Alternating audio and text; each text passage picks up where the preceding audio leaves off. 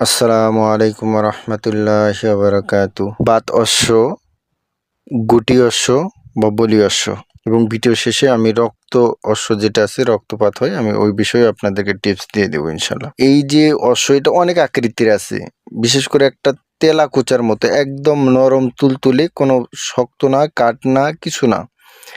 অনেকটা আছে শিমুল কাটার মতো, অনেকটা আছে খুরমুজে আছে, তরমুজের বিচি এরকম ছোট ছোট আপনার মলদারের মধ্যে হতে পারে।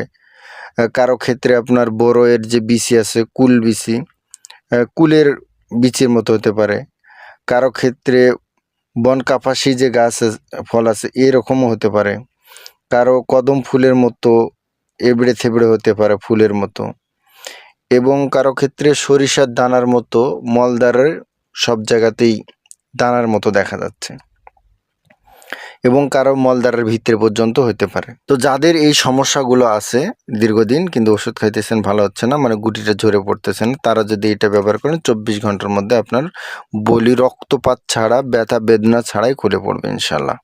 আকন্দের আঠা, মনসা সিজের আটা, লাউয়ের পাতা এবং ডহর গাছের ছাল সম পরিমাণ নিয়ে এই 4টা দ্রব্য আপনারা পাটায় বা যে কোনো জায়গায় পিষ করবেন। গোমূত্র অথবা আপনার ছাগলের মূত্র যে কোনো একটা ব্যবহার করতে পারবেন, কিন্তু এখানে পানি ব্যবহার করতে পারবেন না আপনারা।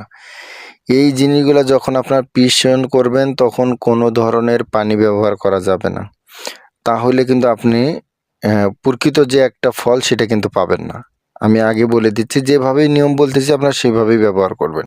গুটির মধ্যে লেপন দিবেন, ব্যবহার করবেন। 24 ঘন্টার মধ্যে আপনার এই গুটি খসে পড়বে, কোনো রক্তপাত বেদনা ছাড়াই আপনার এই গুটি খুলে পড়বে।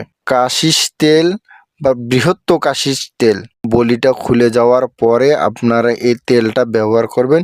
24 ঘন্টার মধ্যে এটা খুলে পড়বে এবং 2-4-5 দিনের মধ্যে আপনি সম্পূর্ণভাবে সুস্থ হয়ে যাবেন। আপনারা অবশ্যই এই তেলটা ব্যবহার করবেন, তারপর সম্পূর্ণ সুস্থ হয়ে যাবেন। অবশ্যই সবটা প্রয়োগ করে দেবেন। সবাই ভালো থাকবেন, সুস্থ থাকবেন। আমার চ্যানেলটা সাবস্ক্রাইব করে সবসময় পাশে থাকবেন। সবাই ভালো থাকবেন। আসসালামু আলাইকুম।